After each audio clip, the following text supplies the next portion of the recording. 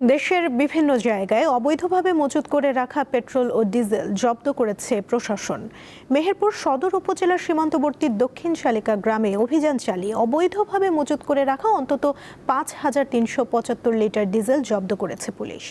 মঙ্গলবার রাত 11:30টার দিকে সদর থানা পুলিশের একটি বিশেষ দল ফারাবি ট্রেডার্সে এই অভিযান পরিচালনা করে। এছাড়া ভোলার বিসিক শিল্পনগরীতে অবৈধভাবে জ্বালানি তেল মজুতের অভিযোগে 2টি প্রতিষ্ঠানকে মোট 1,50,000 টাকা জরিমানা করা হয়েছে। নারায়ণগঞ্জে জেলা প্রশাসন ও বিজিবির যৌথ অভিযানে অবৈধভাবে মজুত করে রাখা 9,100 লিটার ডিজেল জব্দ করা হয়।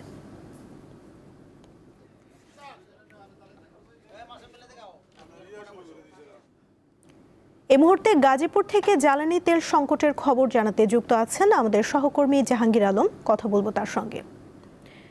জাহাঙ্গীর, গাজীপুরের পাম্পগুলোতে তেলের সরবরাহ কেমন দেখছেন, আর চাহিদা মতো তেল সরবরাহ করতে না পারার বিষয়ে কর্তৃপক্ষ কি বলছে জানাবেন আমাদের।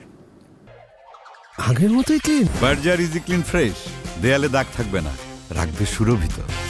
জি, এই সময়টা আমরা সকাল থেকে বিভিন্ন পাম্পে ঘুরে দেখেছি। প্রায় অধিকাংশ পাম্পই কিন্তু বন্ধ রয়েছে। আমার পিছনে নিশ্চয় দেখতে পাচ্ছেন আমরা মেসার্স আলী ফিলিং স্টেশনে রয়েছে। সেই আলী ফিলিং স্টেশন কর্তৃপক্ষ আমাদের জানিয়েছেন যে এখানে কিন্তু সামান্য পরিমাণ ডিজেল গতকাল এসেছে, সেই ডিজেলগুলো সরবরাহ করছে এবং গত এক সপ্তাহ যাবৎ কিন্তু কোনো পেট্রোল এবং অকটেন নেই এবং ডিপো থেকে কোনো সরবরাহ না থাকার কারণে তারা দিতে পারছে না। আমরা কিছুক্ষণ আগেও এখানে লম্বা সারি দেখেছি মোটরসাইকেল এবং অন্যান্য অকটেন এবং পেট্রোল নেওয়ার জন্য, তাদের কিন্তু দিতে পারেনি।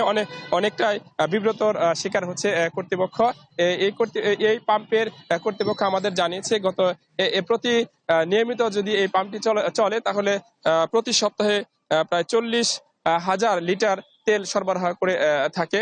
বিভিন্ন ভাবে বিভিন্ন গাড়ি বা ডিজেল, শুধুমাত্র ডিজেল ব্যবহার করতে পারে।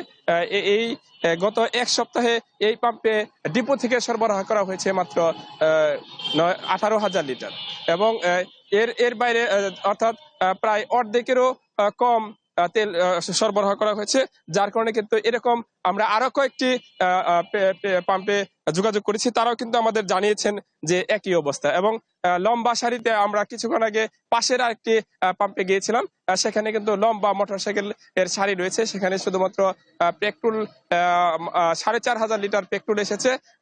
পাম্পের যে ট্যাঙ্কি রয়েছে সেখানে ঢেলে দিবে, এর জন্য কিন্তু প্রায় শতাধিক মোটরসাইকেল দাঁড়িয়ে রয়েছে।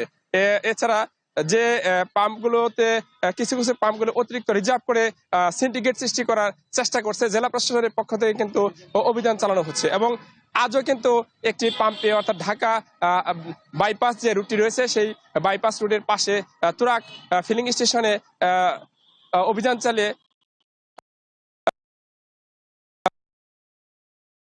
টাকা জরিমানা করা হয়েছে। পাশাপাশি বিভিন্ন দোকানপাটগুলোতে যদি তেল অবৈধভাবে মজুত করা হয় সেখানেও কিন্তু প্রশাসন অভিযান চালিয়ে তাদের বিরুদ্ধে ব্যবস্থা নিচ্ছে এবং পাম্প কর্তৃপক্ষ চেষ্টা করছে যে তাদের তেল আসা মাত্রই যেন গ্রাহকদের কাছে পৌঁছে দিতে পারে। তবে পর্যাপ্ত সরবরাহ থাকলে পাম্প কর্তৃপক্ষ কিন্তু সরবরাহ করবে বলে আমাদের জানিয়েছেন। সুমনা।